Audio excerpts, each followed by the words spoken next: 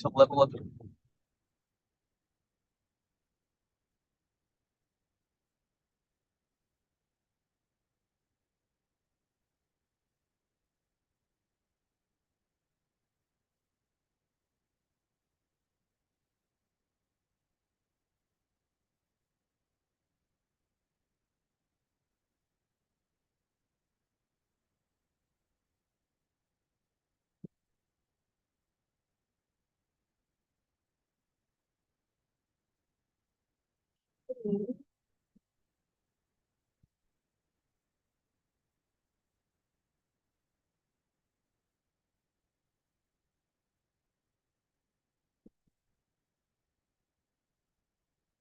Hello, everyone. Um, Good afternoon, good morning. I'm not sure if it's evening already in some places. Thank you, everyone, for joining in. Thank you to all the attendees so far. I see quite a number. Thank you for joining in early.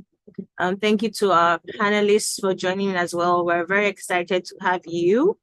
And to, I mean, it's the fifth time we're doing this. It's the fifth edition of the Adavize Alao competition and symposium, and we're very excited to be able to do this once again. Want to say a special thank you to the lead organizers, lead organizing lead organizers for this symposium, Tech Hive Advisory and Law Yard. Again, once again, thank you to our attendees and panelists for joining in. Very soon, I'll be handing over the mic to Mitchell, who will be moderating the panel session. Thank you once again, everyone. Mitchell, over to you. Are you there? Yes, I'm here. I hope you can hear me fine. Yes, I can. All right. First of all, I just want to say a quick thank you to everybody for joining us today and for being able to join us on time. Today, we have a really incredible panel, and we're very excited to have everybody on here to tell their stories, to be able to discuss a little bit more on what it means to shape AI regulations, what it means to build regulatory models, and what it means to tackle data protection and security challenges. So I will have a quick introduction of each person on this panel, and then we'll go right into our question and answer session. So first, I'd like to introduce everybody to Favour Borokini. Favour is a law PhD student with the Horizon Centre for Doctoral at the University of Nottingham, researching Afrofeminist ethics, considerations in the design and use of avatars.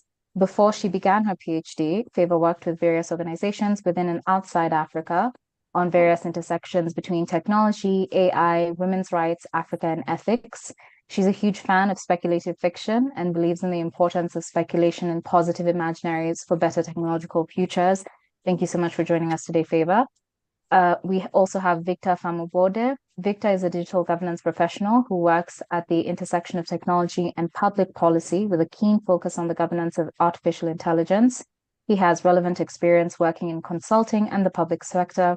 He has also worked in organizations like Deloitte, where he managed various engagements pertaining to the implementation of digital products and defining the process and governance for digital transformation projects. He has served as a committee member on several global committees like the IEEE Global Initiative on Ethics of Autonomous and Intelligent Systems, the Center for AI and Digital Policy located in Washington, and UNDP's Reference Group on AI for Development, AI for Dev.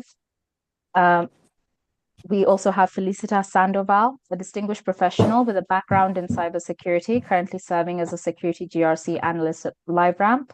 Her role is pivotal in protecting digital assets and adhering to regulatory standards. And additionally, she is a doctoral student at Colorado Technical University, deeply involved in AI research, showcasing her commitment to advancing this field. Felicita often speaks on AI and cybersecurity, inspiring many to pursue tech careers. And she's a co-founder of Latinas in Cyber, where she champions diversity in tech, empowering Latinas through various initiatives.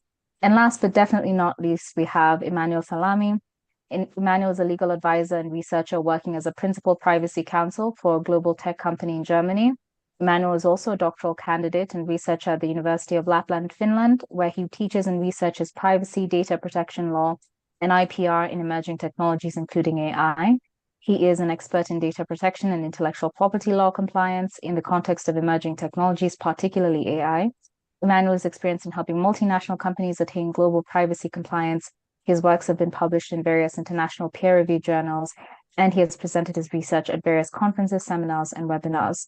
So we have a really distinguished panel here with us today, and we're very excited to hear their contributions and what it is that they think about this current state of AI regulation. So to start us off, I'd like to go round and just have each of the different panelists give us a quick overview of their perspective on what the current state of AI regulations are regarding data protection and security. So I think I can start with Favor.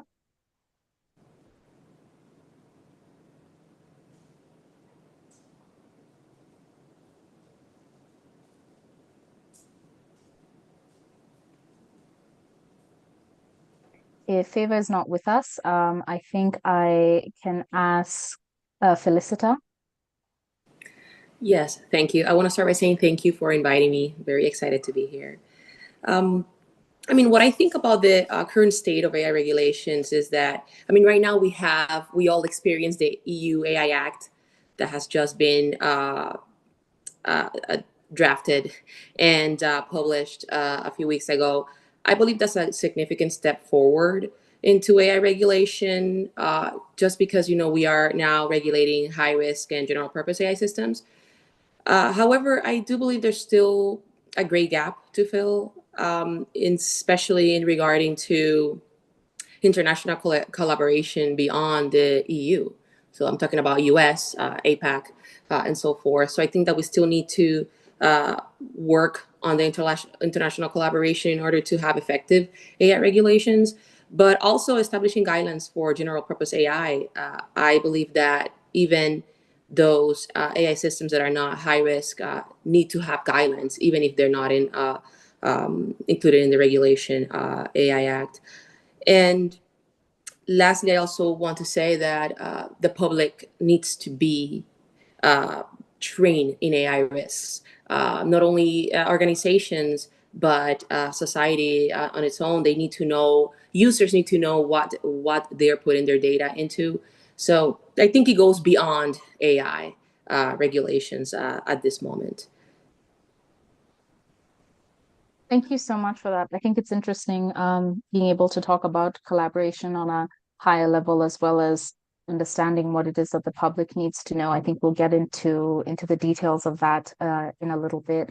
I'd like to go to Emmanuel next. You can just let us know your general thoughts on what the current state of AI regulations with regard to data protection and security.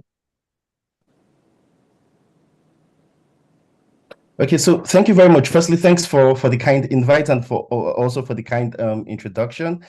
I really appreciate it. So I think that if you kind of look at the global approach to AI, there is a lot of excitement across the spectrum about the technology itself, and I think that the excitement is also visible with the legislators, right? So you kind of see that, and if you follow the trajectory with the AI Act, you kind of see that some countries were not pleased because they did think that there would be some implications for the technology, particularly in the country in terms of the development of the technology in their countries. So I do think that there is a lot to still be studied, understood,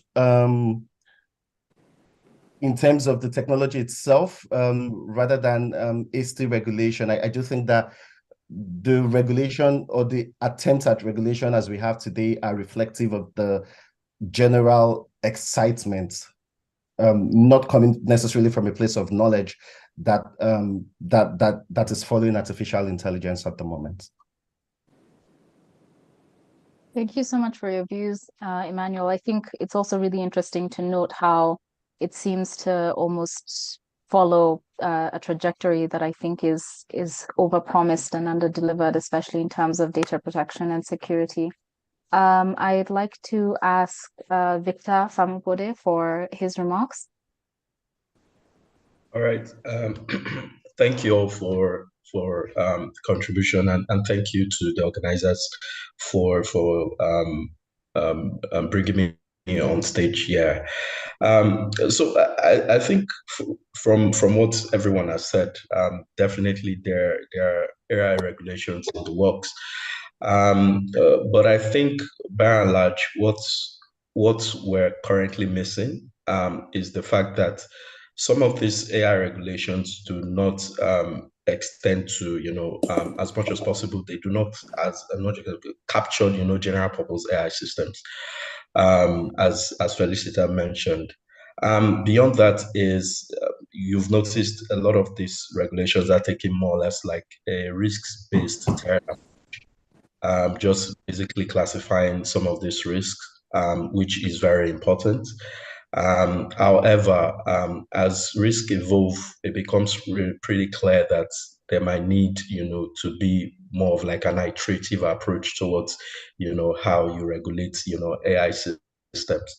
And a major trend too is the fact that you can see also that some countries, especially within EU, really, you can see they're taking like a product-led approach, just basically ensuring that they're promoting, assurance and AI governance firms to ensure that they can also play an active role with properly evaluating, some of these AI systems. So by and large, there's so much that's still expected to be covered, but it's still a right direction. It's a right direction currently.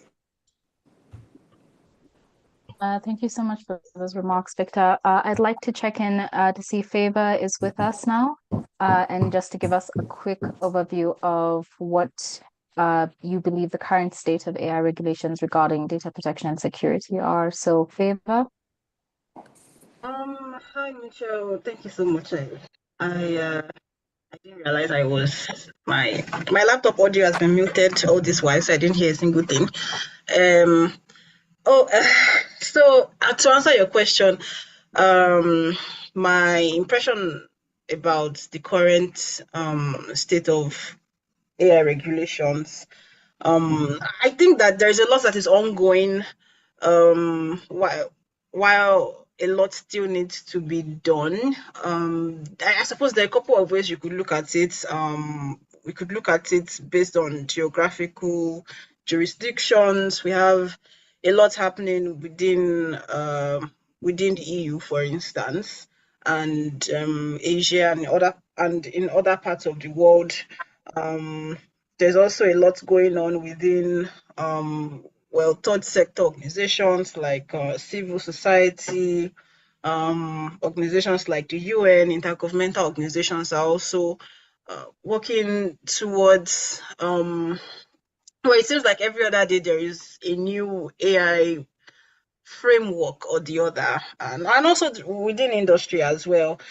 I do think though that there isn't enough focus on, I suppose, radical interpersonal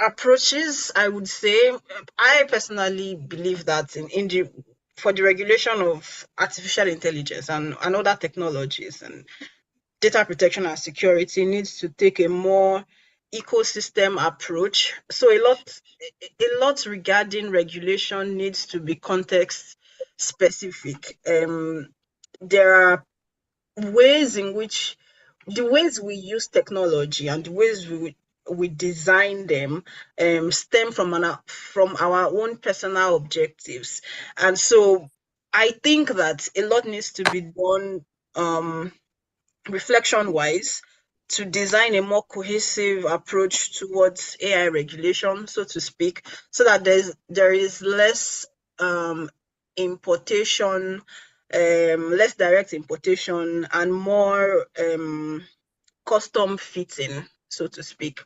So that's what I perceive is happening, and what I think isn't happening much at all.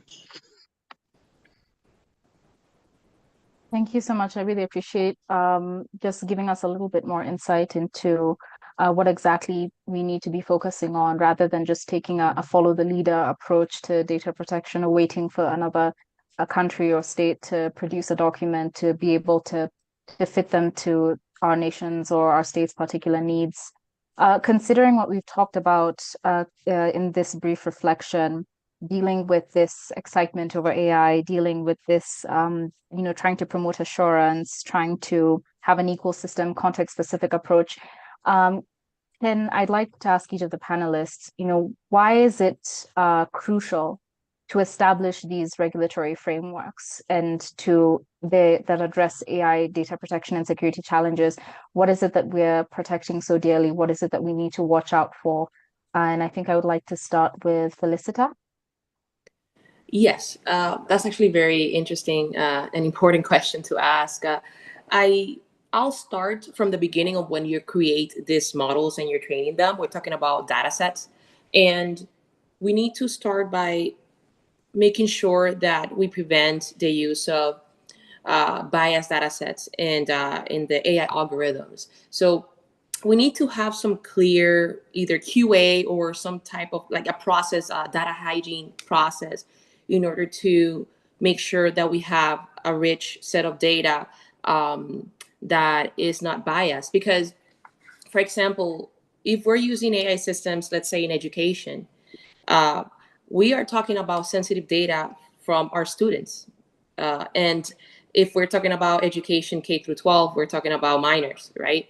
So we have to make sure that we protect the sensitive data of our students, just in case, if there's any privacy breach, we need to have that implemented. Then regulatory frameworks need to be addressed for the protection of our data, because you can also another example is you're using your AI systems, and when it comes to in the political spectrum, we are going to have a lot of misinformation or disinformation campaigns that are going to deviate the public. So that's why it's very important to have these regulatory frameworks addressed the protection of data.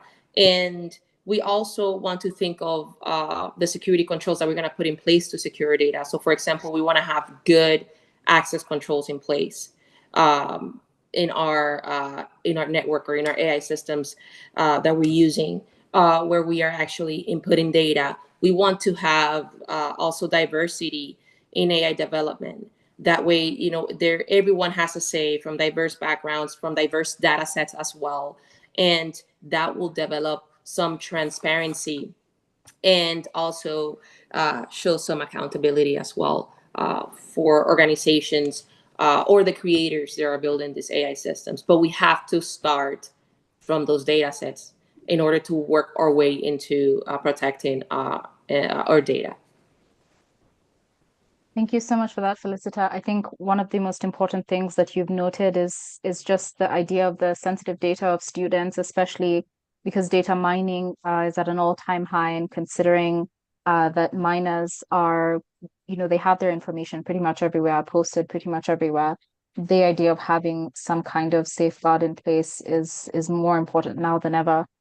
I'd like to move to Emmanuel. You can just let us know what your thoughts are on why it's crucial to establish these frameworks.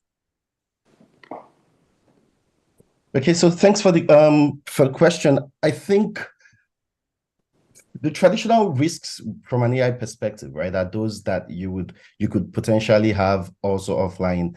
The bias, like was just mentioned, the processing of sensitive data. But I think that one thing that is very, very critical as far as AI systems are concerned is the volume of the data that can potentially be subject to such risk. So let's take, for instance, say sensitive data, to use the example of the previous speaker. So sensitive data was exposed or something. You can think about the large volume of data that would be involved in such an activity. So for me, I think that the one foundational concern, privacy concern for me here would be that in looking at those risks, it's the volume of the data that could be involved, which also translates into the large number of data subjects or individuals that could be affected by such an experience.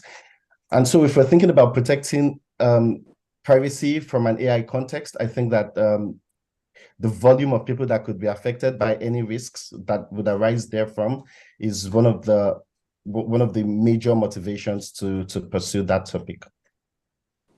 Thank you. Thank you so much for that, Emmanuel. I'd like to move to Victor. Yeah, I mean, first thing is you want to create a robust regulatory framework to firstly, protect consumer trust. Because basically you understand that the moment you get involved in building an AI system, it becomes expensive. And when I mean expensive here, I'm saying the implicit cost of collecting and processing data, it becomes really challenging. So as much as possible, there's the sensitive data that comes with using the sensitive data that comes with processing or collecting such level of information. But beyond that is, the emerging kind of risks that exist today, or will I say, that keep, that keeps coming up, is where a situation where there's private data leak, right?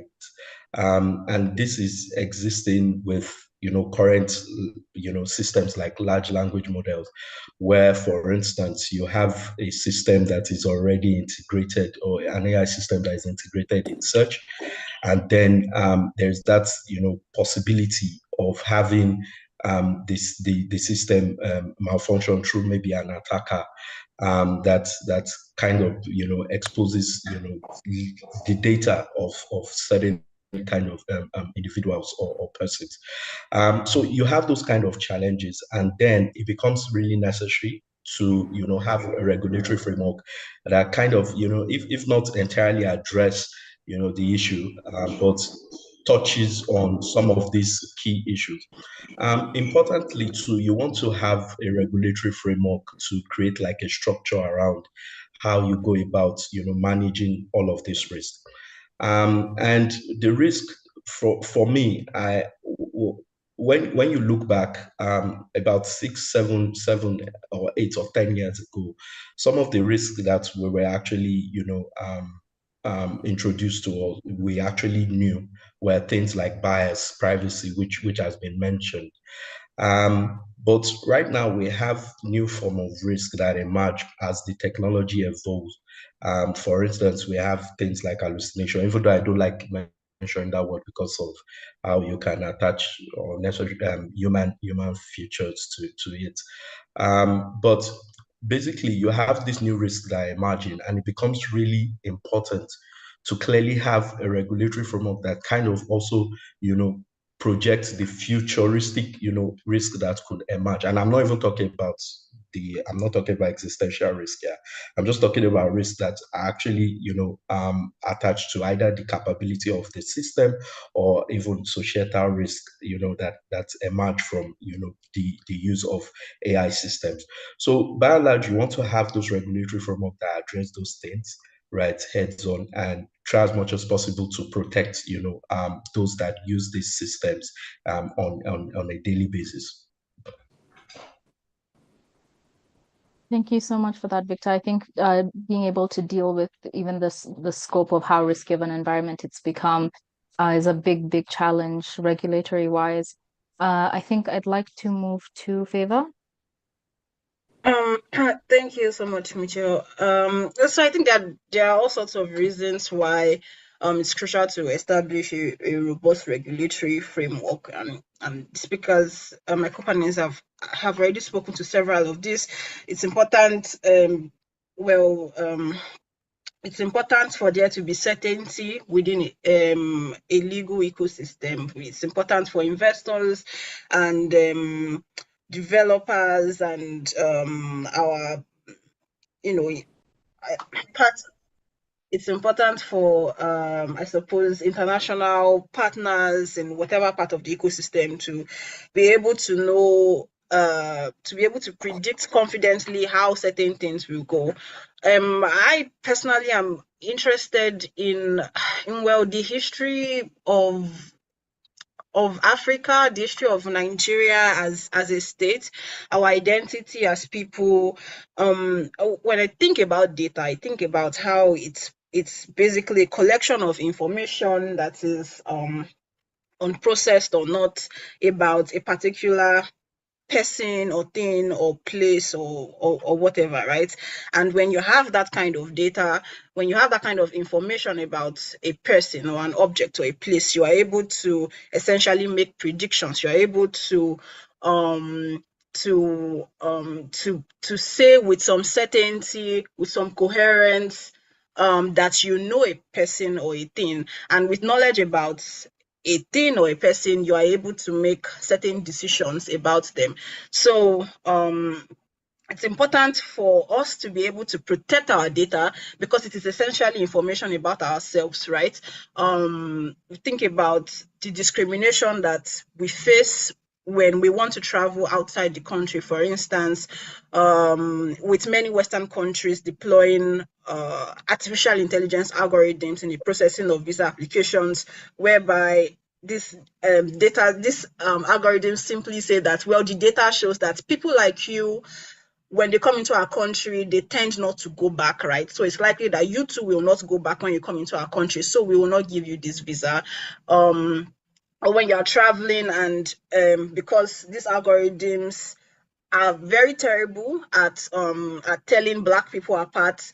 You're traveling at an airport and you get stopped by immigration police or security, and they they say that because a camera has flagged you somewhere that you resemble some terrorist or some criminal on the run, and there are ways, of course, that people are trying to fill this gap now, rather than people are now collecting all this. I keep coming across apps and services, Ponzi schemes that require you to take photos of yourself essentially and submit them, and they give us things, right? Shiny bubbles. You get a picture of yourself in a nice looking studio in a fancy dress that you share with your friends and family. It's fun. My sister was telling me one that you're required to submit pictures of yourself every day, and then you get paid at the end, and this is valuable data. I don't like comparing data to oil and other resources, but it's very clear to me that our data, our images, are being viewed as resources that are extracted and extractable and that are being commodified for value. So I think that a robust regulatory framework is one that recognizes the importance and significance of our data and strives to protect it, strives to guard it. If we want to use our data, this resource that we all communally share, it should be for maximal benefits, communal maximal benefits, not for private tech companies, local or not, who want to make money. It's not for capitalist ends, but for general communal ends. So I think the purpose of why it's crucial to have a robust regulatory system is to protect communal interest, our data, our culture, our identity, things about ourselves that are valuable, so that we don't get exploited and lose value, I think. Thank you. Thank you so much for that, Favor. I think it moves smoothly into our next discussion, considering the fact that we do need these diverse data sets, that the different applications that they'll be put to use to are important, they're valuable, they make decisions, those decisions impact people's lives. And considering we've also talked about the issue of the volume of data sets, the risks that come with having whether it's your facial features, your biometric data, being input into some of these systems. What do you think, or what's your position on how regulations should handle user consent and privacy issues? Because this data ultimately is its core, it's central to training AI models. So because we need the data, we also need to establish the consent. So how should regulations be handling user consent? I'd like to start with Felicita. Yes, thank you. I believe that it should be handled similarly to how we handle data consent now. But of course, we need to make sure that we pay a little bit more attention in the sense of, we're talking about AI right now, and this is kind of fairly new to the integration of AI systems into our workflows. So I believe that requiring user consent or informed consent from our users is very important. That establishes opt-in mechanisms. So, for example, if a consumer wants to opt out of having their data being shared or being used for training model, or they just simply just want their data to be deleted, we should have some sort of mechanism in place that allows for that request, and it should be mandated.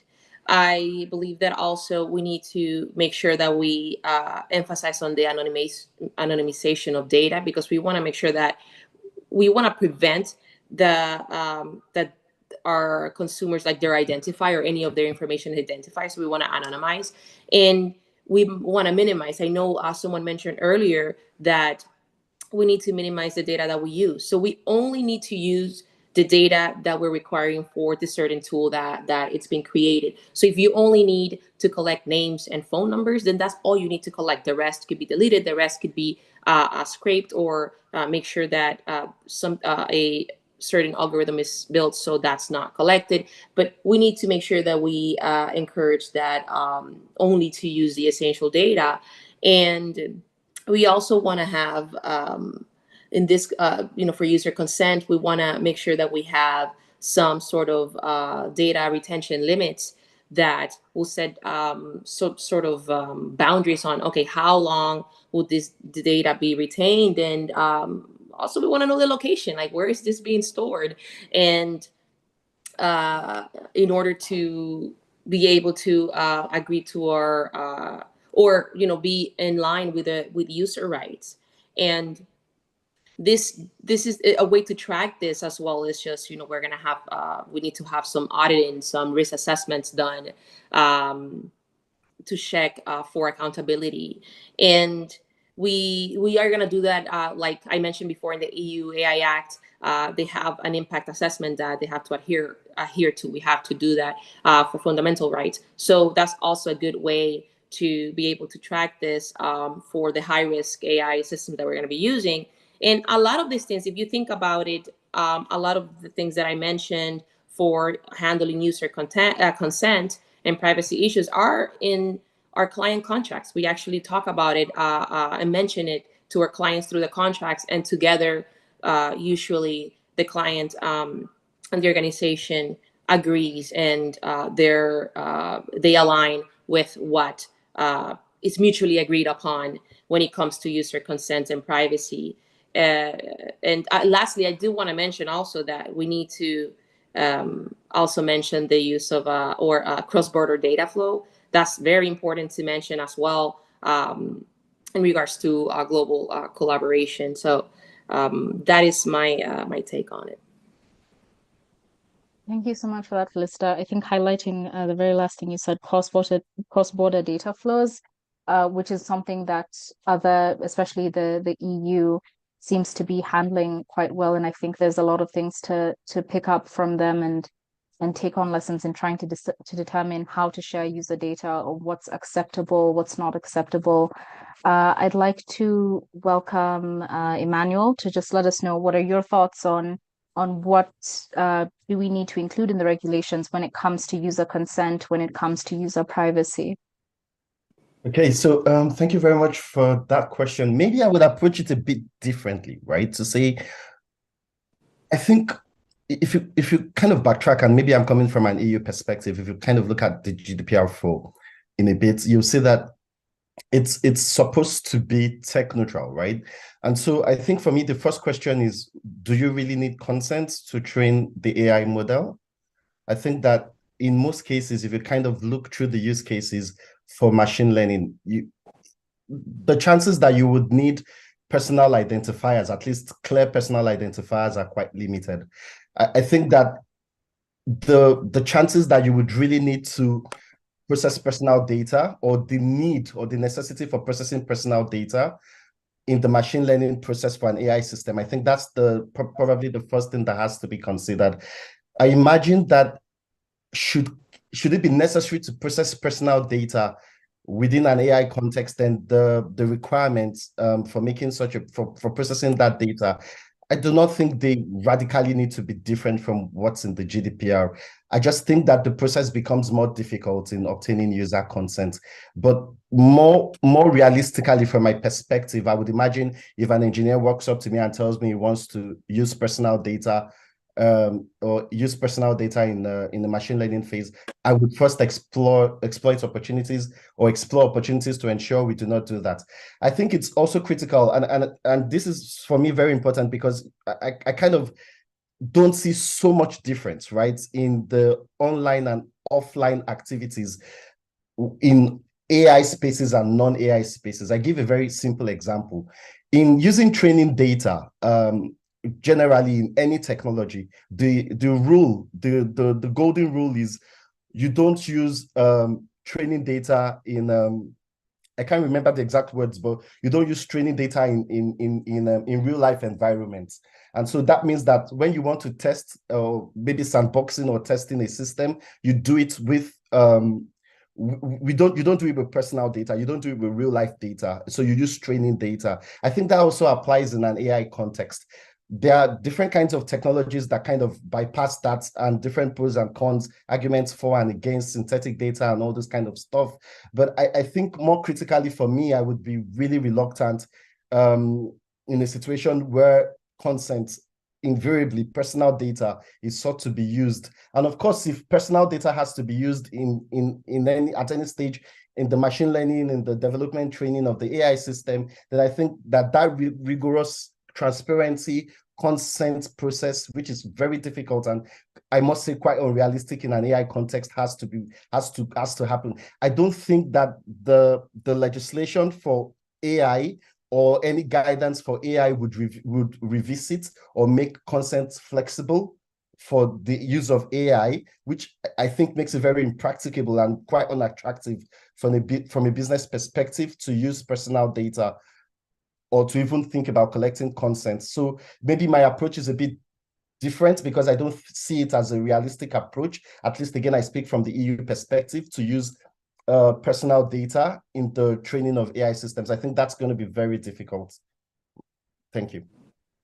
Thank you so much for that point of view. I really I understand how it can be very conflicting, because on one hand, really trying to make sure that you protect the individual, but then on the other hand, being able to guarantee the efficacy of these AI tools it shouldn't be ideally a toss-up between, consent and not having consent, but then sometimes I can understand how those lines are very easily blurred. Thank you so much for your perspective. If I may say something, Mitchell, sorry for interrupting. I just want to say to Emmanuel that it is true. I love actually your perspective, Emmanuel, on this. But I will say, I agree in the sense that if we don't need consent when they're using that, it's mostly fake data when they're trying to test these models, but we still need to have some sort of governance process to make sure that the engineers are really, in fact, using the fake data. We need to see it because sometimes, humans are humans and engineers are that. So we need to make sure we have some sort of governance workflow in place to make sure that that data, there's nothing personal there. I couldn't agree more with you. Yeah, thank you very much for that addition. Thank you. Thank you to you both. I will move to Victor. All right. So I think it has to be a combination of different, components. So I'll look at it from processes, practices, and maybe policies. So firstly, I think what needs to happen when you're looking at it from a regulatory point of view is there needs to be an alignment with whatever AI regulation you're creating and an existing data protection if that exists, that's an existing data protection regulation or legislation. And the reason is because you don't want to have two conflicting regulations that don't address, or maybe one addresses the issue around user consent and the other doesn't, then it doesn't, elaborately address issues around that. Because when you look at data protection itself, data protection regulation, it's a subset of AI regulation. And so that alignment needs to occur if it currently exists.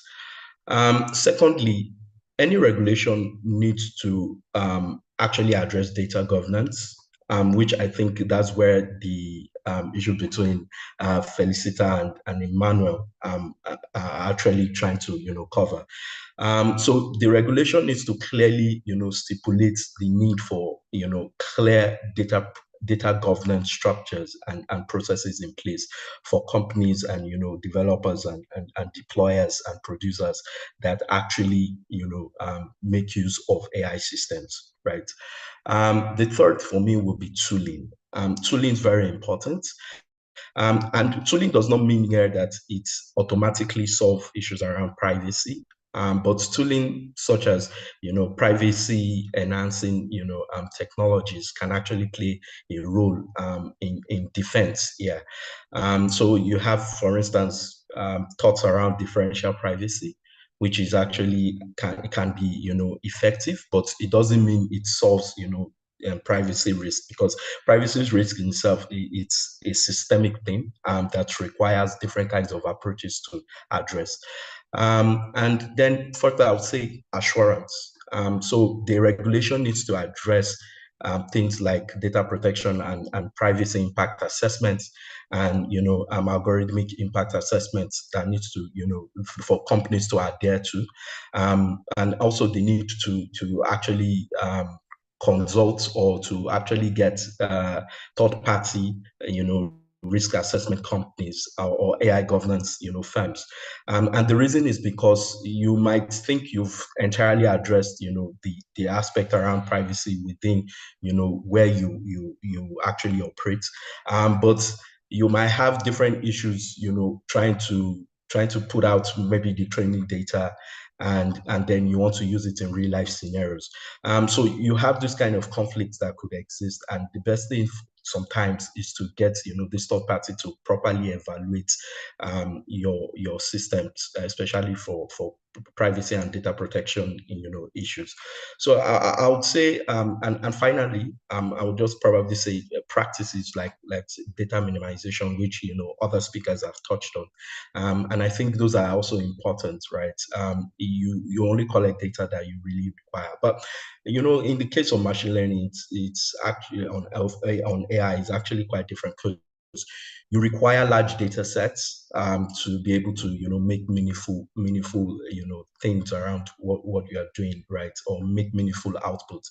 But if you are able to actually put together some of these things that I've said as subcomponents in the regulation, then you might or to an extent you might actually address some of the privacy infractions or data protection issues that come with the use of AI systems. Thank you so much for that viewpoint, Victor. I'd like to move to Favor. Thank you, Mitchell. So I think that the user consent model that exists when it comes to data protection and privacy and terms and conditions generally on a lot on websites and other platforms that we use is primarily flawed. If you look at how, for instance, feminist jurists have spoken about privacy and conceptualized it within sexual relations, and draw from this you see that there's a power imbalance between the user, who is one individual, and a large corporation that is providing access. So if I, as a user, I'm maybe a student or a customer or somebody in need of healthcare or entertainment or something, I want to access information on a particular website, right? But in order to do so, I am required to hand over certain information about myself. And after I hand over this information about myself, unwillingly often, I mean, the user, who is just one individual, has to do this in order to get the information that they need. But if it was just a one-off thing, right? Like if you just needed to know where I am, maybe for legal purposes, geo restrictions and all that, and then my data was deleted almost immediately, then perhaps it wouldn't be a problem, right? But that information isn't deleted. It is stored. It is oftentimes sold to banks, to employers. It is sold to all sorts of people, really. And that's why ads follow you everywhere on the internet, right? Because once data is collected about you, and once data is collected about you, it's there, out there, and it's not just you. It's data about where you live. You are potentially telling strangers on the internet things about your family, your friends, strangers who you have come in contact with, and there's just an unequal relationship going there. And so I think to address this, we need to switch this user consent model, where it's one individual who has to comply with a particular terms and conditions in order to access certain types of information, to one that is like I mentioned earlier, more communal. Well, I suppose there's a range of ways we could do it, right? Companies could simply pay people after collecting their data, because it's not free, right? The information that you have as a person has come through years of your existence as a human being, right?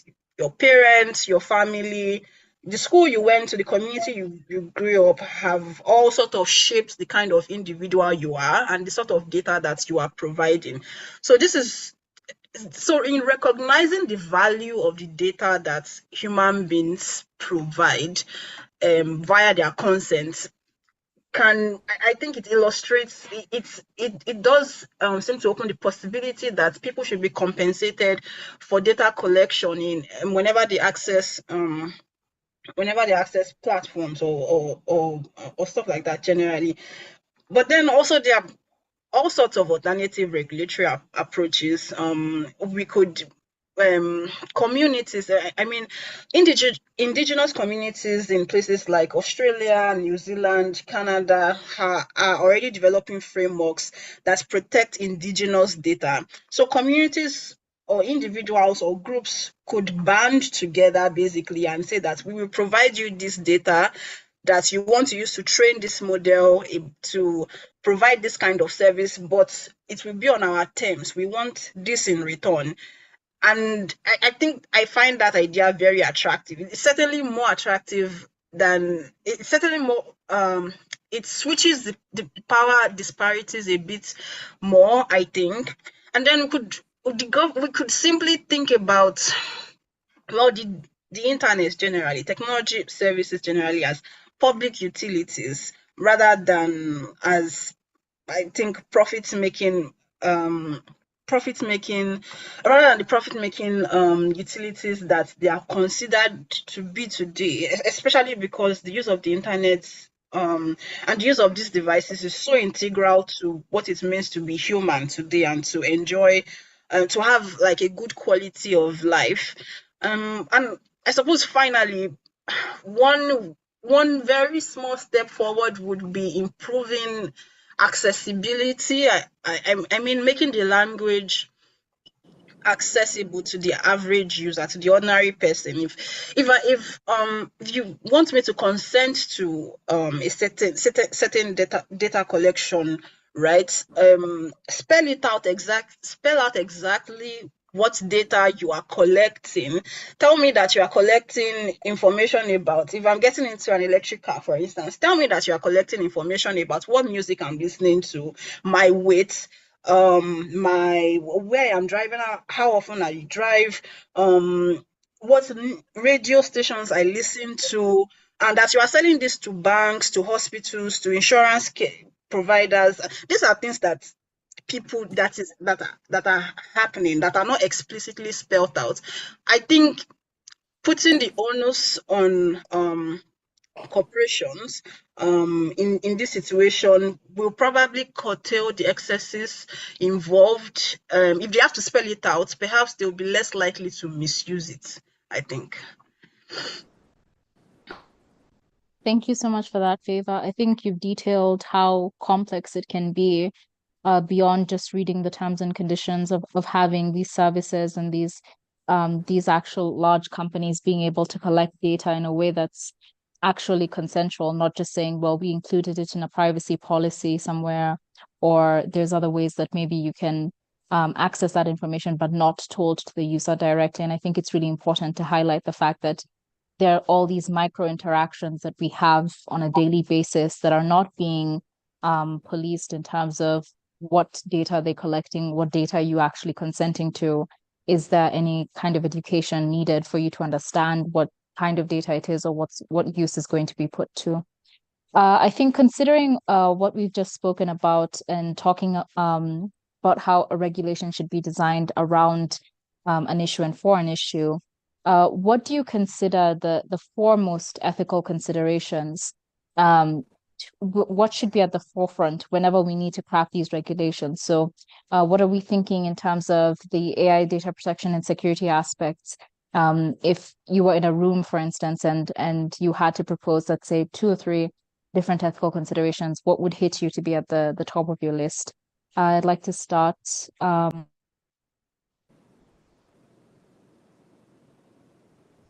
Can you confirm if you can hear me? Yeah, we can hear you. Okay, great. Felicita, I'd like to start with you. Yes, thank you. I mean, we have already spoken about transparency, accountability, anonymization, and data minimization. So a lot of those points do need to be considered when we're crafting regulations. But if you ask me which ones are very important on top of the list, I believe that first we need to prioritize individuals' privacy rights. So we need to make sure that we take into consideration how the data is being protected from misuse or from unauthorized access. We need to have that completely in mind when we're crafting these regulations. We also have to think of data ownership when we need to clarify like who is the data owner and who is the control owner in this case, especially when we're collaborating or sharing data between organizations.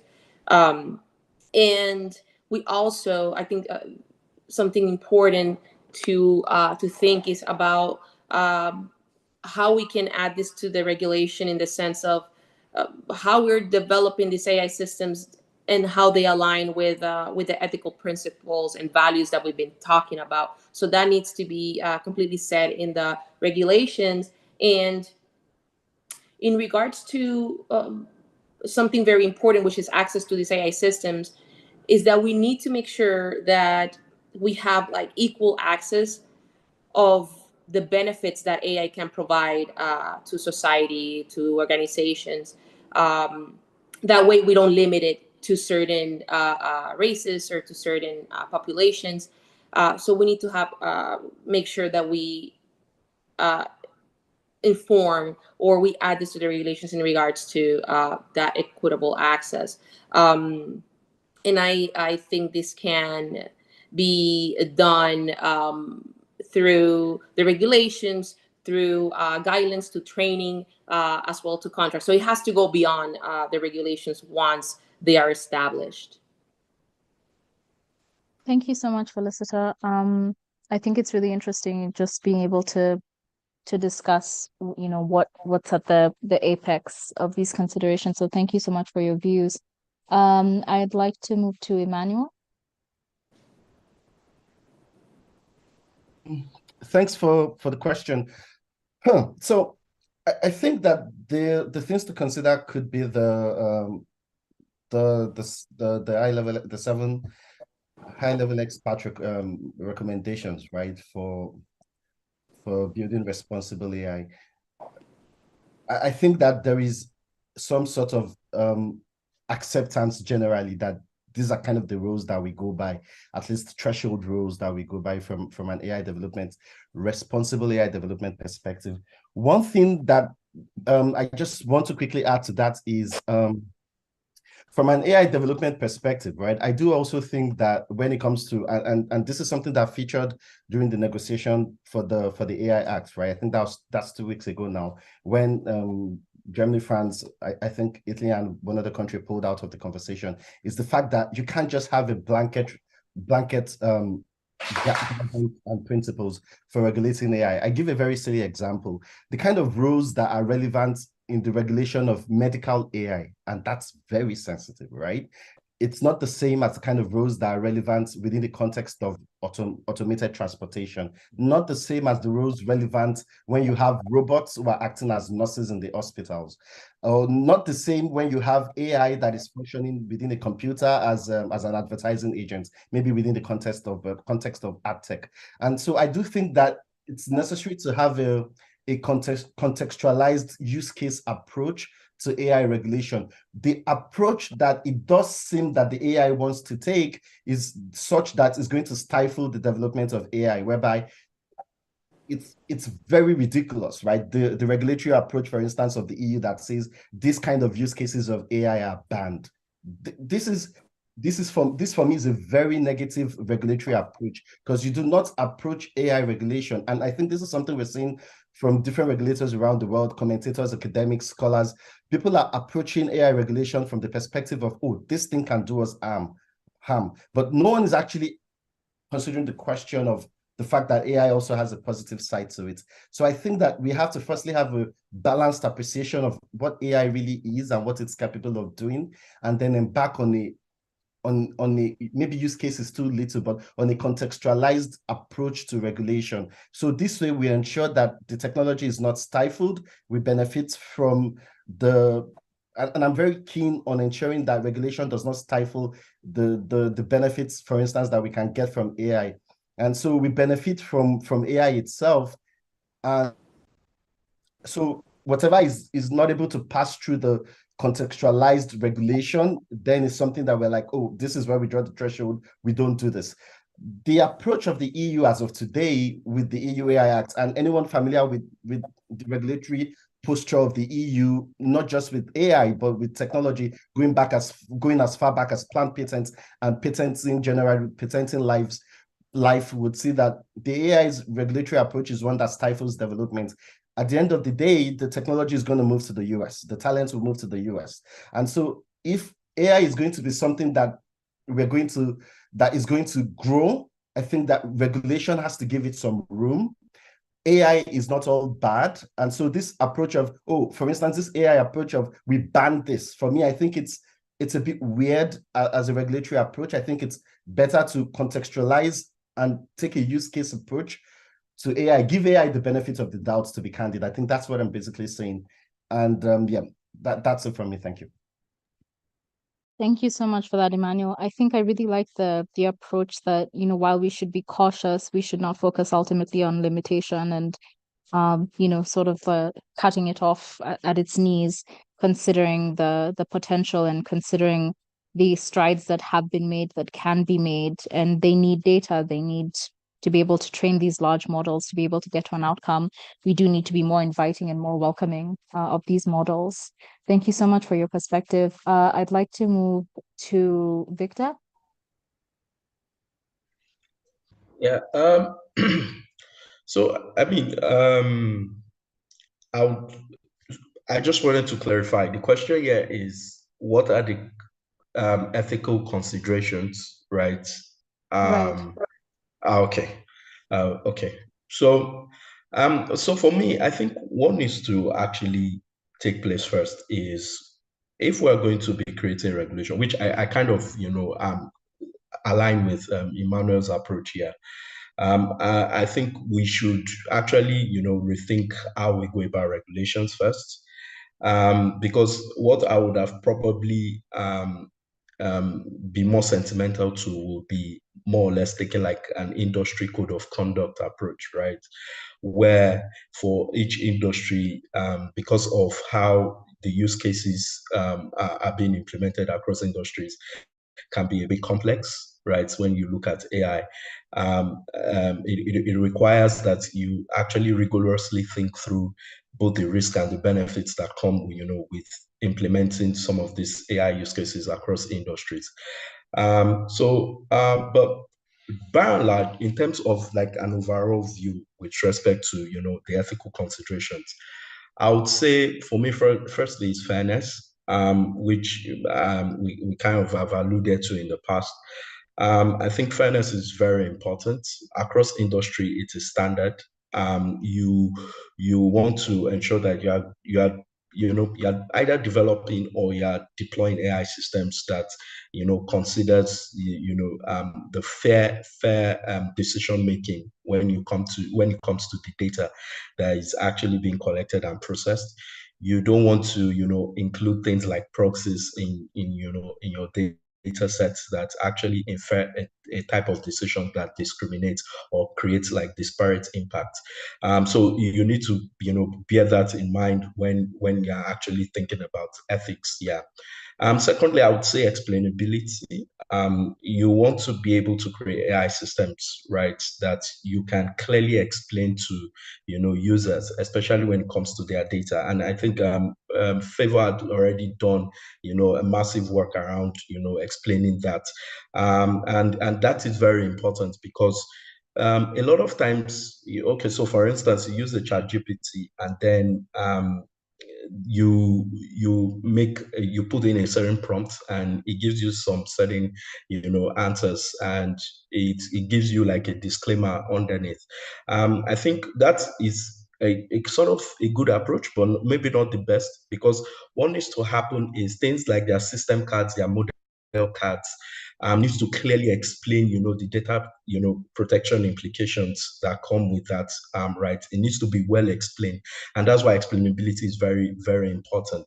And I'll say lastly for me will be autonomy. How you design your AI systems needs to clearly factor in, the human conditioning when you look at it. So, and this is not just factoring, just the human conditioning. It must also come with values that actually elevates, the human condition here. And what I mean by this is saying that you design an autonomous system, right? You don't have to actually put, efficiency, innovation at just the center of everything, right? You need to clearly understand that there's a need, for that human intervention that needs to occur with how you design it. And then the values that come with it are values that are not one that actually promotes a better understanding about the system, and also promotes the beneficial way in which AI systems can actually improve on our welfare as people. So I think for me those are like the three overall ethical considerations that I would probably think of when you're actually designing regulatory frameworks that cover data protection and security. Thank you so much for that, Victor. I really appreciate the emphasis on having a system that works for people, that it's not just that you're aiming at innovation and efficiency, that it does actually still go back to the people that it's intended to provide benefit for. I'd like to move to Favor. Hi. I don't know why I'm upside down. Am I upside down for you? Yes, unfortunately, yes. I don't know. Okay. Well, I am. This is very distracting. For me, I think one key ethical issue is actually working with within the jurisdiction for which the data protection regulations are being designed, to identify what exactly it is that what exactly it is that we aim to get out of these innovations, AI, for instance, and technologies that use data to for all sorts of automated service delivery and such. I think that this is important because we could say, we could imagine. I myself, I'm quite straight list sometimes when it comes to the fact that capitalism, for instance, is something that I often critique. But I find that I myself and many people I know actually aspire to enjoy and live in a capitalist society. We watch movies on TV, and we travel abroad, and we see things that signify, or that are hallmarks of economic prosperity. And these are very often technological devices, phones, smartphones, cars, and such things. So I think that it's important to identify what exactly it is people, I suppose, what is driving the core aim and objective of the state of the human condition in a place, like what Victor said. I think that, but that this should center people, the average person, rather than corporate interest. So I disagree, or I disagree with the idea that I suppose my problem with the idea that ethical considerations and regulations should be industry specific is that what then will happen is that certain industries will say that they will either say that what they do is more sensitive than others and therefore requiring special regulation, or less sensitive than others and therefore not requiring any special regulation. And so what will happen is that they will get the regulations surrounding how they use, collect, and process data will become very lax and not stringent at all. And then, but it's all like, these are private corporate interests, right? So I think that it's important to identify what people, I guess, what the average person really aspires to have. Like, we want comfort, we want ease, and we want technologies that enable us to acquire this, to live dignified lives, to be able to enjoy ourselves, basically. And I think that if we're able to identify what these qualities are, we will then be able to identify culturally specific approaches to them. But I think that this should be driven by what people want rather than industry specifically. Thank you so much, Feva. I think you have highlighted a little bit of what I would like to bring us to and be able to talk about next. So I'm really curious, considering the fact that we've talked about these consent mechanisms, considering that we've talked about what are the different ethical priorities, and at what level do you need to start implementing some stricter and some harsher regulations. I would like to ask the panel, what do you think about implementing different measures for small tech startups compared to big tech operations? So do you believe that there should be an ease in the regulations, or there should be changes in the structure to accommodate for the size, for the data capacities? So I'd just like to know your thoughts. I'd like to start with Felicita. Yes. I mean, thinking of small startups and then large organizations, I believe the large organizations have more resources to invest on, like a security team or a data protection, more than a startup. So I think that we need to maybe not really the same regulations as we're imposing to the large corporations, but we need to be able to allow them, because if we do have them adhere to the same regulations, what's going to happen is that we're going to bring some burden into the creativity side, into the innovative side, and we don't want to do that.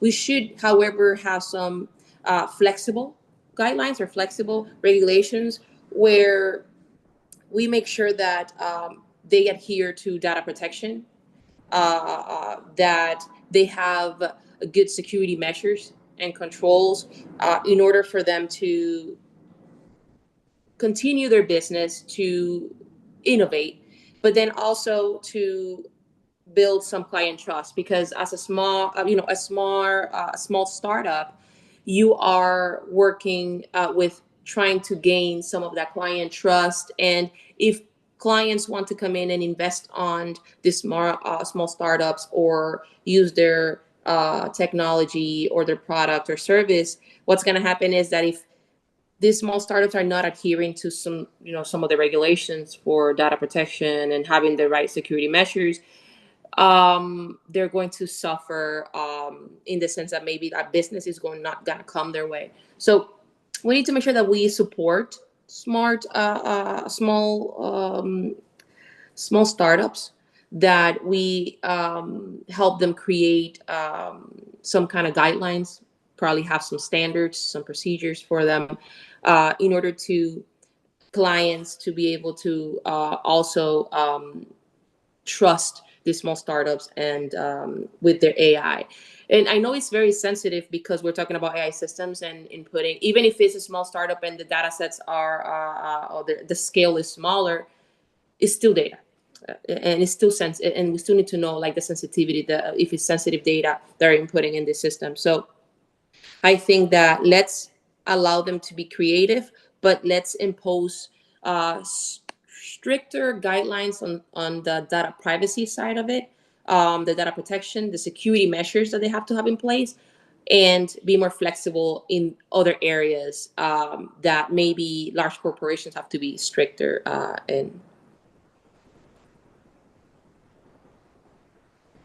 Thank you so much for that, Felicita. I think it's a pretty good articulation of how to create a balance, at least in trying to address the fact that it's still data at the end of the day, but then we also have to have a little bit of encouragement for some of these smaller operations to be able to scale. I'd like to ask Emmanuel next.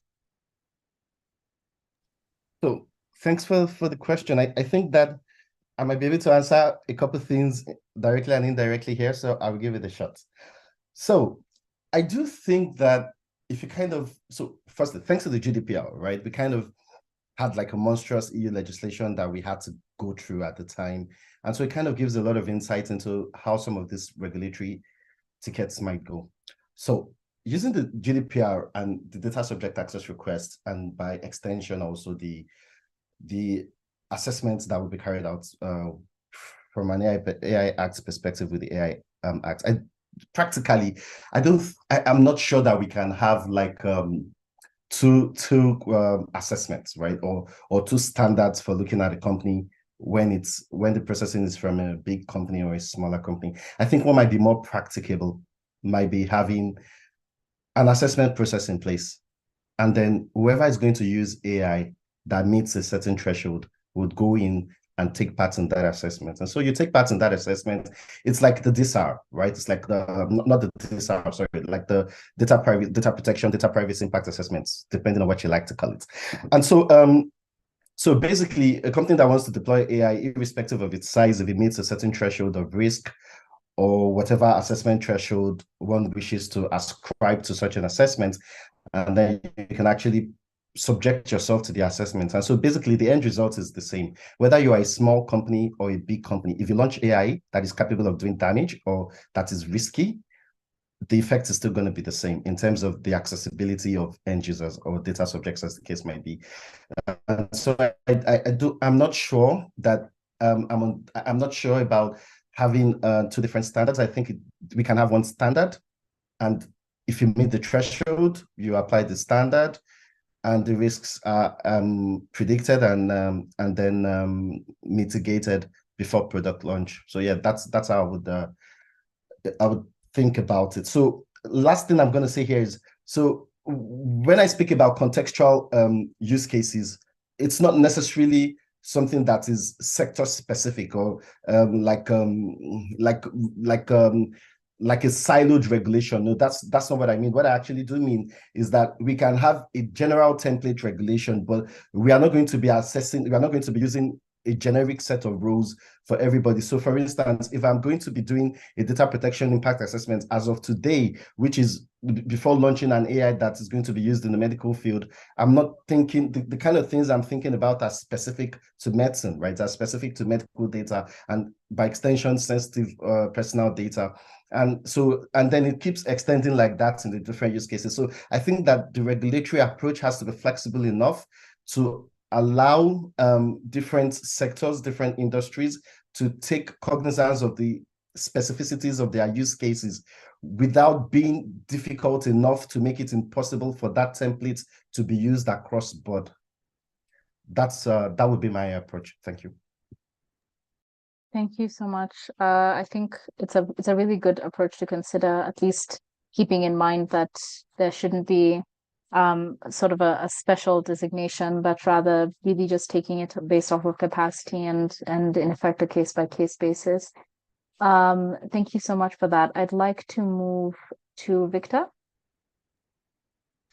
Yeah, I mean, this is kind of a tricky question. But how I think of it, okay, so let me veer off a bit from, data protection. So when you look at the executive order, right, that was released by the US, they've kind of, entered into the era around computing governance, right? Where there's a threshold for, computing. And that sends kind of a signal. Even though for me, I don't personally agree to that approach, because what that means is you are regulating R&D rather than application. And for me, what I would, my preference would be you regulate the application layer rather than R&D, because that could stifle innovation. So to come back to the aspect around whether we should have diverse regulations. I would say it is something that we should kind of avoid. And what we should be thinking of is more or less ensuring that whatever regulations that we're coming up with, it needs to be as evidence-based as possible, right? You don't want to create, two different kinds of regulations where there is preference to, let's say a startup. Now, how do you measure the startup when it becomes, a corporate, right? It could still be claiming to be a startup when it's already at the level of being a corporate, and then the rules that apply is not fair enough, right? So we need to think of those kind of considerations, and that's why it is important that for every kind of regulation, it needs to be well thought out, especially when it comes to AI regulation. And if you remember what I alluded to initially concerning issues around how you go about AI regulation. So you look at it from two different perspectives, right? For AI, I mean two different objectives. So yeah, either creating an AI regulation because you want to create access, for more people. So you create like an equitable, distribution in such a way that people can have access, to the tools, and there's no form of discrimination. And the second part is risk management. The risk management part is where a lot of the AI regulations we have today, or the emerging ones that we have, is focused on, right? Where you basically create it more, you classify them, classify the risk, and then you can now address certain clauses you can now create certain clauses to address this risk. But by and large, when you look at all of these issues that are emerging, the the issues around risk is evolutionary, right? And that's why it's quite complicated, right? To just even say you want to create like an AI regulation that is just blanket, or an AI regulation that is just specific to a certain kind of company type. And that's why what would be a better approach would be there needs to be proper evidence that needs to go into, thinking around, how you go about AI regulation, especially when you're dealing with things that's, center around, data protection and security. So my preference would be taking more or less like an evidence-based, approach. You need to clearly understand what are the benchmarks that, that need to even go into things like evaluation or assessment or measurements of, certain kind of parameters that are required, to form the component of AI systems. All of these things are key things that require, evidence, right? And that's why you cannot just say you want to, create an AI, AI regulation for a certain segment.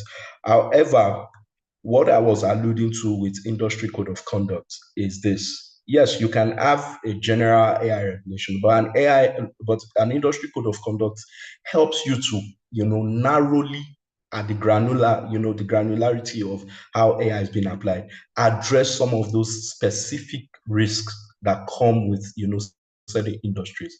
And I'll give you a very classic example. In finance today, right, you have two kind of sectors like lending and insurance. They kind of they are interrelated because of, the aspect that speaks to underwriting, right? But when you look at it, in application, especially if you are using machine learning models to infer decisions, you would see that there's still a bit, of differences, right? And that differences could also come with its own special kind of risk. So in essence, thinking about AI regulation needs to take both an holistic approach, right? And also take into consideration the specificity that comes with, some of, the risks that come with the application of AI systems. Thank you so much for that, Victor. I would like to move to Favor. Thank you, Michelle. So I think that the answer to the question about if regulation for small companies and large companies should be different is yes and no. And that is because yes, it should be the same because they are corporate entities. They are collecting data and they are processing this data, and the collection and the processing and the storage of data of various kinds all comes with all sorts of risks and all that. So there should be a baseline, like Victor and Emmanuel and Felicita have said. There should be a baseline for how these companies operate. Essentially, of course, there should be a baseline for that.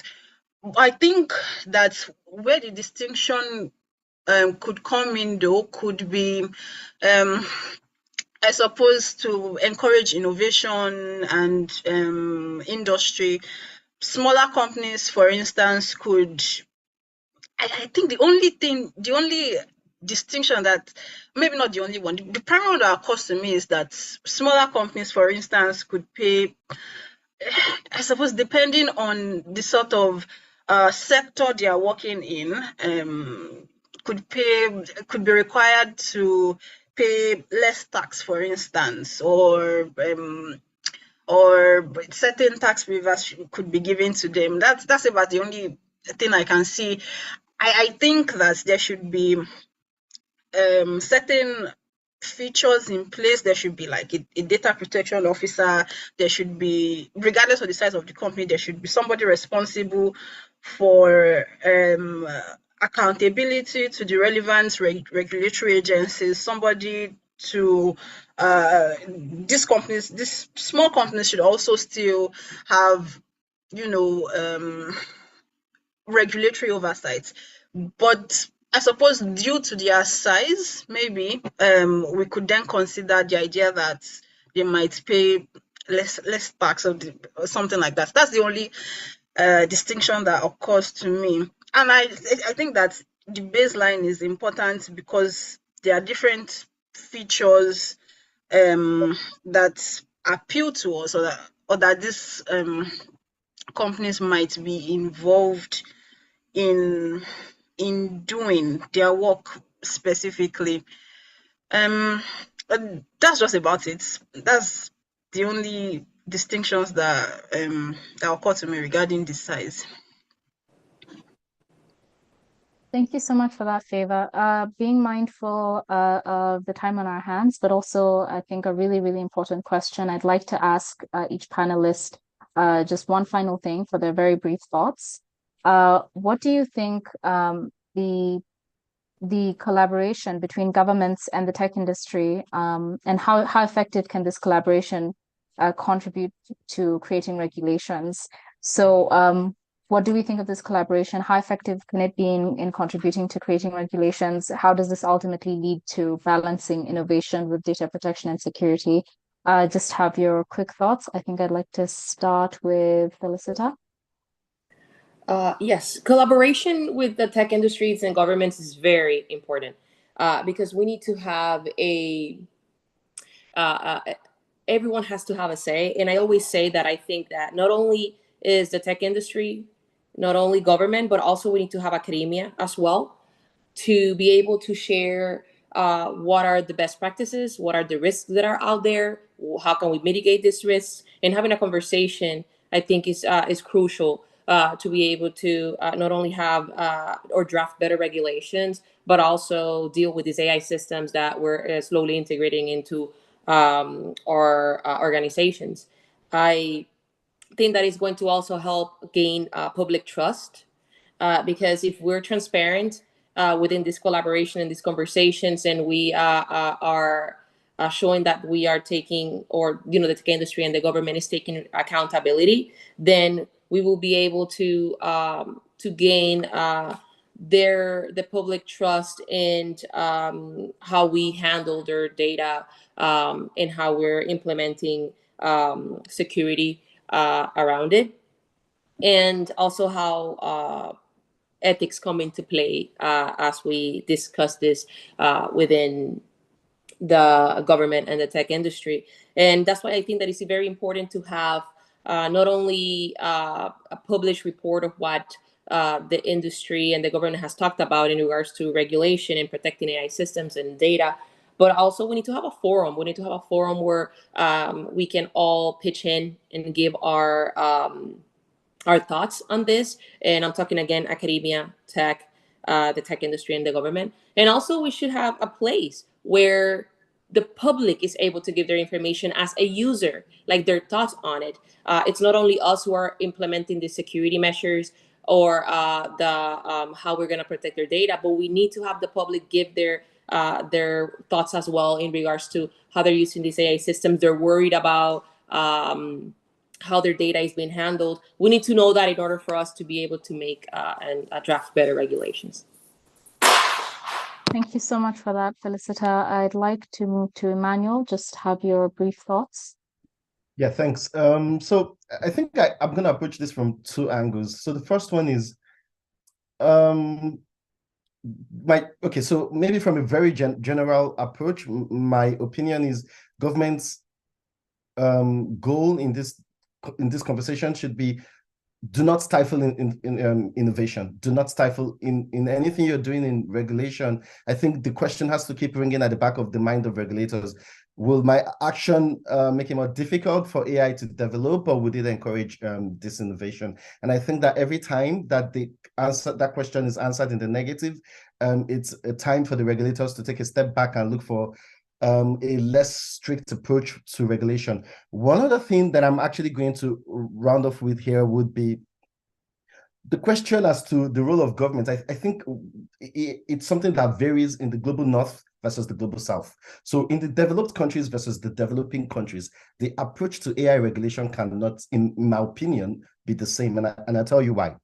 In developed countries, right, these are countries that their GDPs are quite good, right? Like in developing countries where AI can actually be like something that can be really exploited for the betterment of the economy. And I think that it's very necessary for the governments in developing countries in the global south, particularly, to take a more relaxed regulatory approach. Now you're regulating, I'm not saying to not regulate, but the EU is drafting the AI Act, they are banning things. I don't think developing countries have a business with this, right? Like, I think that the regulatory approach has to be economic centric in its approach, thinking about how to actually grow the economy, how to use AI as a catalyst to developing the economy.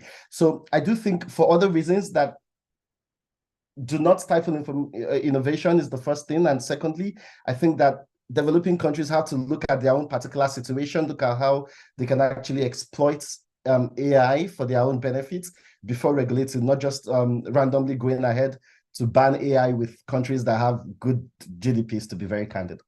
Thank you. Thank you so much for that, Emmanuel. I will quickly move to Favor. Thank you, Michelle. I think that, well, like Emmanuel said, that it's important to think about the role of the government. And my view about what the role of the government is to protect the interest of the public, not the interest of private organizations that are innovating for profit-making purposes. I think that certain things are important for general welfare. Generally speaking, health, education, what else is important? Housing, food, clothing. I think the duty of the government is to provide all these things, but these aren't necessarily sectors. These aren't sectors that the government should go into supporting to make profits. And I think it will be very challenging for the government to discharge its duties of public interest if it's trying to marry that with profit making. And I think that is the challenge. That is a big challenge that governments in the global south and in developing countries we need to figure out. I also have a bit of an issue with, innovation at the expense of welfareism. I'm a bit welfareist, protectionist. I think that innovation isn't always. I think innovation that is stifled by regulation that tries to protect things like human rights or labor rights is itself already a bit problematic.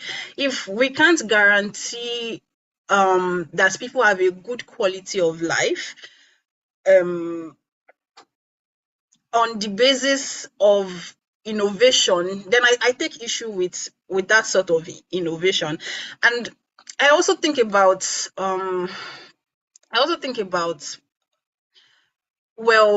things like the EU, for instance, banning certain uses of technologies. Like one classical example is the use of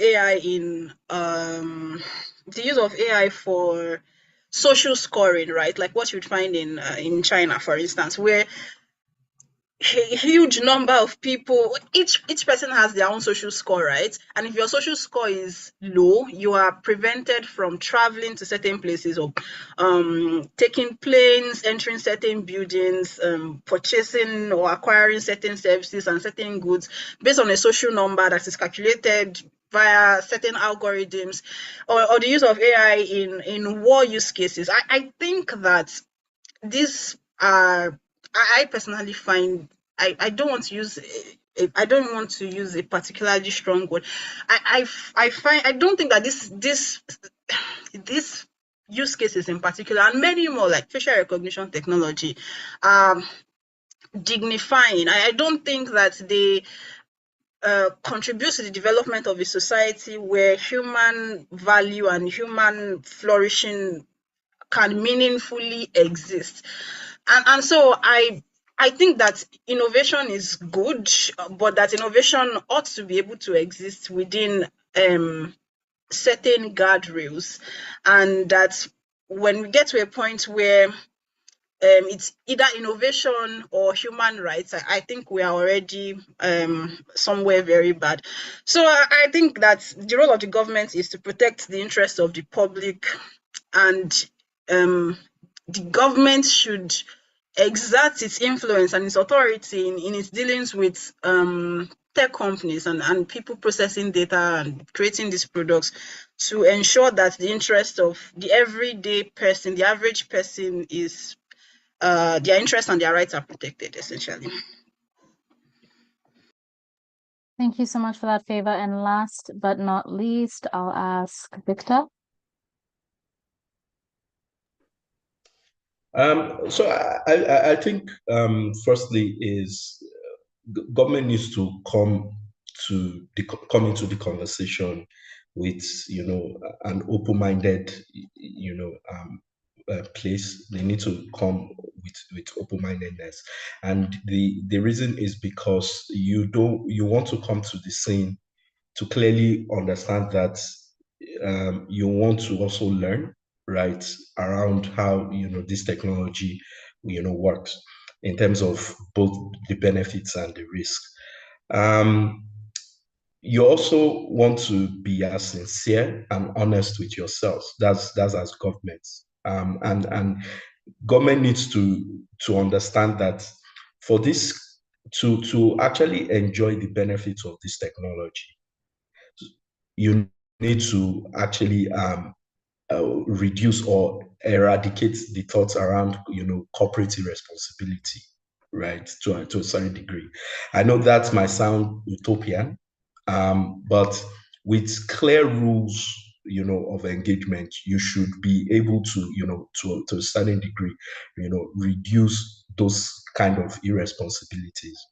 And those irresponsibilities, they are very important to address, because when you look at AI value chain governance, right, especially at the bottom of those downstream applications or downstream tasks that actually occur, right, with the use of AI, you will find that at the top of the chain is corporate responsibility, where you have companies that lack the governance structure around how the business even operates, and then this kind of companies just carry out different kinds of activities around collecting data without proper data governance structures in place, and processing this data, and there's no clear decision making process on ensuring that everything is done in a certain kind of cadence, right? And so government needs to recognize these realities, and that's why they need to be as sincere and realistic, with how they approach, how they approach society. I would also say very importantly, and this is my kind of my parting words, right? AI regulation is actually very complex, like I mentioned earlier. And while it's the right step in the right direction, it might not really be the current step that is required right now. What is required first is there needs to be a proper, collaboration and public consultation, which, Felicita actually alluded to. There needs to be a public consultation where there is a clear, goal of highlighting or initiatives that speak to the benefits and risks that come with the use of this technology, right? It needs to be clear, and it needs to be as collaborative as possible, right, across different spectrum. And secondly, what needs to now happen after this is a proper classification of risk. Why I say this is because, you see, the reality is you cannot have AI regulation if you've not classified your risk properly, right? Me personally, how I do this when I'm doing my own, consulting thing is I probably classify as emerging and capability. I mean, capability and societal. Right now, I just want to put emerging right into the mix. So capability risk are just things like noise that you find, in data, in your model, and all of those. And then you have societal risk like bias, privacy, and all of these key disinformation and all of these risks that occur. And then emerging risk like, what they call hallucination, right? Which I think for me, I don't call it a risk in its entirety. I look at it more as a feature because of the fact that when you go through a process of collecting data, right, in a way that in a way a manner that is not ethical and does not align with how society should actually operate, then there's always that tendency to actually create systems that create outputs of factual errors, right? So thinking of all of these things holistically, government has to play a pivotal role, and that role will require they clearly, having a mission to, ensure that harnessing the opportunities and the potentials of AI needs to be at the forefront of whatever they are doing, right? And this is not me saying regulation isn't bad. Regulation is great, but it needs to be approached in a way that it is clear and it does not discriminate, and it gives enough opportunities for individuals and even companies to actually harness the opportunities that also come with the use of this technology. Thank you so much for that, Victor. And with that, we have come to the end of our moderated session. I just want to say thank you so much to everybody for all your incredible contributions. I encourage everyone who is following us to look into the chat. You can follow the different panelists and see the incredible work that they're doing and that they continue to do. I would like to hand it over to the colleague from Lloyd and to Tech Hive Advisory Africa. Thank you so much for joining us. Thank you so much, Michelle. Thank you to all our panelists, Favor, Victor, Emmanuel, Felicita. It was a thoroughly insightful panel, and we appreciate you for doing this with us. I'll just hand over the mic now to Eneye Alao, who will just be saying a few words on behalf of the Alao family.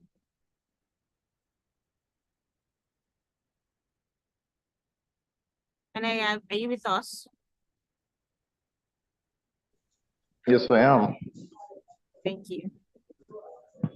Sorry about that. First off, can everybody hear me? Am I audible? Yes, we can. You're very audible. Thank you. First off, it's actually an honor to be here, to be invited here. I actually enjoyed this. This is my first time attending, and I actually did enjoy this.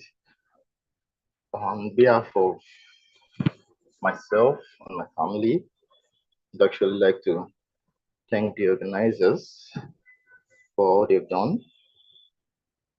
I really appreciate their support, their efforts, and the way they honored my brother.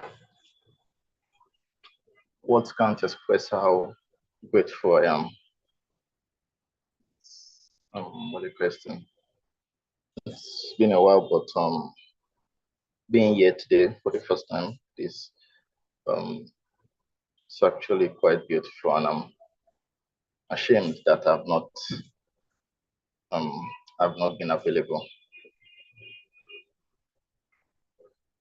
But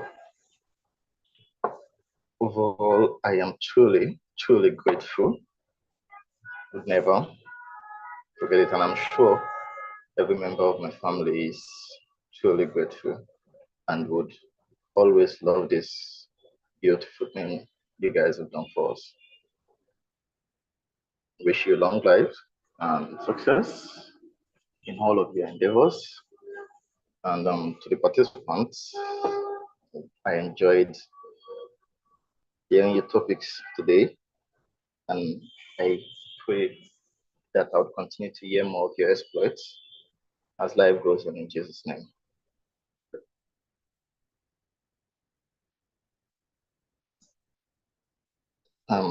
Not a man of many words, so I'd hand over the floor back to the other panelists. And sorry, I'm not showing my face. I have to.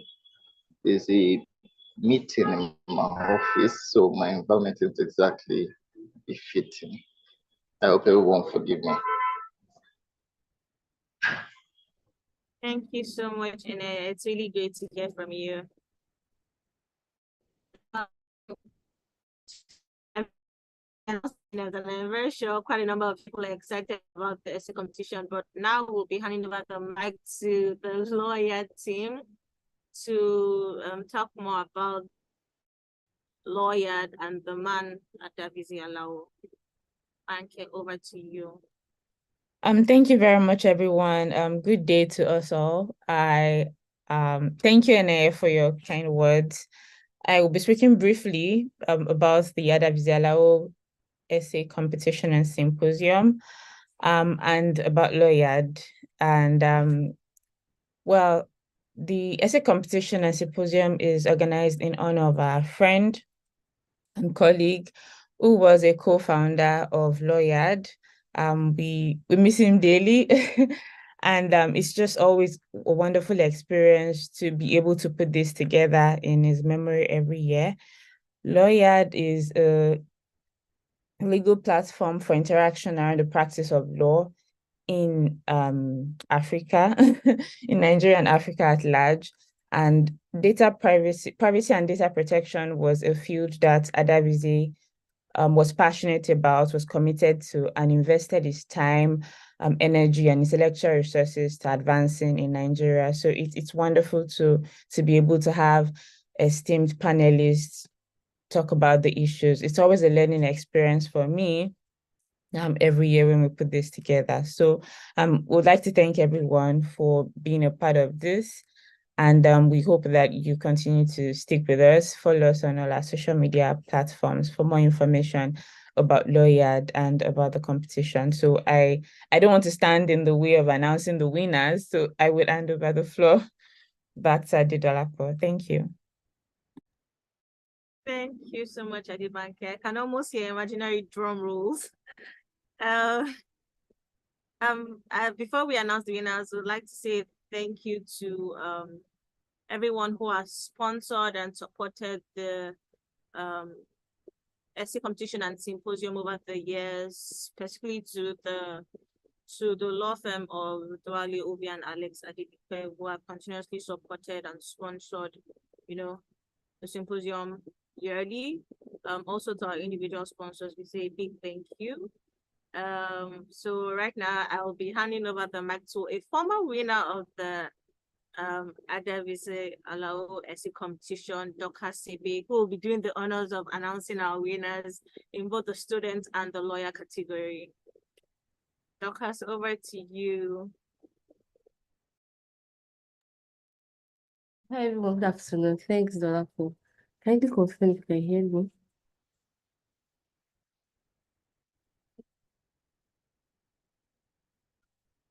Am I audible, please? Yes, Dr. Shia, we can hear you. Okay, all right, great, thank you. My name is Dr. Sibi, like Dolapo rightly said. I am a policy analyst at Tech Hive Advisory. I am a previous winner. I think I won the competition in 2021. That was the third edition of the competition, and it has been a wonderful experience. And I'm really excited about this year's edition because the prizes were like mouth-watering. I was even telling the just a few hours ago that even the third position in the student category did not get what the winner got. So the competition keeps getting better every year, and it's a very, very good experience for everyone. It has been remarkable for me personally, for my professional journey. It's like sets the stage for me, and whatever I'm doing in privacy now is attributed to this competition. So this is my own way of also saying thank you to Tech Hive and the lawyer team and for putting this together. And I hope it never ends because it has been a game changer for a lot of us. Speaking from experience, for me, it has been a game changer and I've benefited so much from it. So I hope that the winners today are also able to make use of this opportunity and really, really appreciate what it brings, because if you're really interested in going into privacy, data protection, it's a good place to start, and you can really use the platform. So moving over to the most interesting part, announcing our winners for this year's competition for both the students and the lawyers category. I think it was very encouraging. A lot of people sent in their essays. We received almost over 200 entries from the student category alone, and I think that is something very, very remarkable. So for the process was merit-based, and it was also a very thorough process towards selecting the winners. We selected our judges, a team of privacy experts across Africa, and we had a good number of them in the first stage, to look at the essays. After we received the essays, we de-identified them such that it could not be attributed to any entry. So we gave them unique identifiers like numbers, and then we forwarded the essays to our first set of judges. And when the first set of judges were done with their expert review, it moved over to the second stage, where our final judges had to look at it. And this year we had our final judges were Dr. Patricia Bosch and Dr. Ihain Wanko.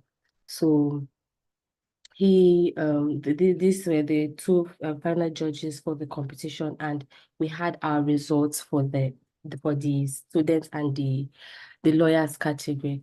So I will now move over to announcing. I'll start from bottom to top.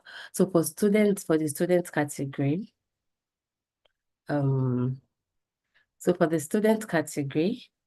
we had very interesting entries. Like it was nice looking at all of them, and I think they put out, we appreciate the efforts, the research, everything was well put out. But of course, like we had to make the hard decision.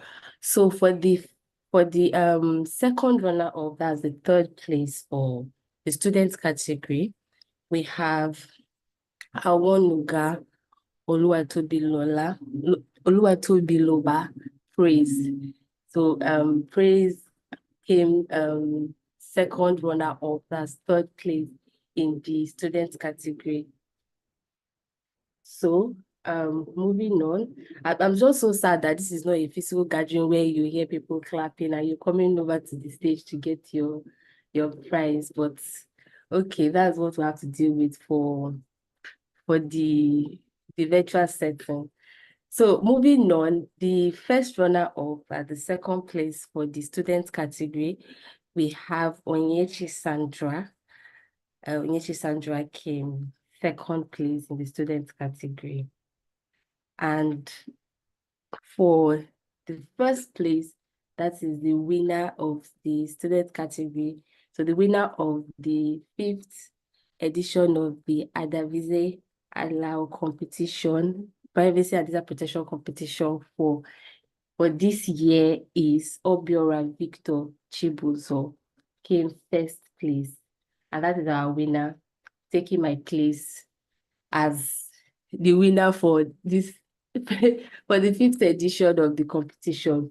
And I would also like to mention the prizes, because this is the one that I've been looking at since. I'm saying that these people are rich people, they have money, because even the winner in 2021 did not get this kind of money. But everything keeps getting better by the year. So the third place has 150,000 naira. And the second place has 250K. So for context, when I won my competition, I had 100,000 naira. That was what I got as the winner of the 3rd edition of the competition. So you see what you are getting. And next year is even going to be better than this. And then our winner, we have 350,000 naira, IAPP membership, and internship at Tech Hive Advisory. I think for me, this was the part that I loved the most, even more than the money. To get an internship placement at Tech Hive Advisory. Oh my God. I was so happy about this particular part. I think this was like one of the motivations for writing this competition. So congratulations to everyone. Congratulations to Victor Chibuzo for getting your place at Tech Hive. We hope to see you very, very soon. So that is it for the student category. So we'll go over to the lawyers category, the big boys. So for the lawyers category, we have for the second runner-up, that is the third place for the lawyers category, we have Bibitayo Emmanuel Ojo, came third place. Congratulations to you. And the prize for this third place is not small money. It's not our mate at all. This prize for the third place is 200,000 naira. This was the prize when I wrote my own competition. This was the prize for the winner of the lawyers category. So you are getting the winner's prize. And the second position, the second place, that is the first runner-up for the lawyers category is Temilola Adetona. I'm sorry if I'm murdering your name. I really, really apologize in advance. But congratulations to you for coming first runner-up, second place in the competition. And what you're taking home is a whooping 350,000 naira. Wow, that is a lot of money. Congratulations to you. So for the first place, that is our winner for the lawyers category. I want to meet this person after this event too. Maybe I'll learn one or two things from you, but this person is not a small person. So this is the winner of the lawyers category for the fifth edition of the Adavize Alao essay competition on privacy and data protection for the lawyers category. So the winner is Imote Kelvin Bengwa. And you're going home with the sum of 550,000 naira. You're going home with more than 500,000 naira. Congratulations to you. That is very, very remarkable. We cannot have you at Tech Hive Advisory for internship. This money is too much. So there's no competition going. There's no internship coming with this one, but the money is a lot, and congratulations to you. So just congratulations to everyone that participated in this year's competition. Congratulations to all the winners. It's not easy, and writing is not easy, researching is not easy, but if you love it, it makes it even much more easier when you have the love and passion for it. And I hope that after winning this competition, it's not just going to end here. It's going to be a stepping stone for you. You're going to make you're going to make good use of this opportunity that has been presented to you. And also for our wonderful judges, we must appreciate our judges, especially for making our time to look at these essays. It wasn't an easy process because we wanted it to be very meticulous. We had to get the best people, and we're very happy that you helped with this process and you remained patient throughout. So congratulations to everyone, congratulations to the winners, and hope to see you next year. Thank you. Thank you so much, Dorcas. I like how you emphasized that the money had improved or had gotten bigger over the years. But thank you so much. Congratulations to all our winners. We hope that you do more in the space, whether it's in research and advocacy. We hope that you continue to make impacts in the space. And to wrap up, I'll be handing over the mic back to the lawyer team, Adebanke, to give us the vote of thanks. Thank you, Adedarapo. On behalf of the Lawyer and Tech Hive team, we would like to appreciate everyone who has been a part of the success of this year's Adavize Alao essay competition. on privacy and data protection. We'd like to appreciate our event sponsors, the law firm of Duali Ovia and Alex Adedipe, which was the law firm Adavize used to work before his demise. We'd like to appreciate you for your yearly support. We'd like to appreciate everyone who has contributed individually to the prize fund and to ensuring that this competition and symposium was a success. We acknowledge and appreciate the judges for their time and effort in ensuring that we have a thorough process for the emergence of the winners. And all our partners, the panelists, thank you so much for your time. This has been a very an extremely enriching experience. And we hope that when next we call you, you would answer us to be a part of this. And everyone who has attended this event this year, we thank you for your time and the time which you've invested into this process. We encourage you all to follow Tech Hive and Lawyard on all our social media platforms for more information about the amazing work that both platforms are doing. Thank you, Dolapo. Thank you to all the organizers. And we hope that you have a wonderful holiday period. For Merry Christmas to those who celebrate, and happy holidays to us all. Enjoy the rest of your day. Thank you so much, everyone. Have a great day ahead and compliments of the season. Bye. Thank you. Bye. Bye. Thank you.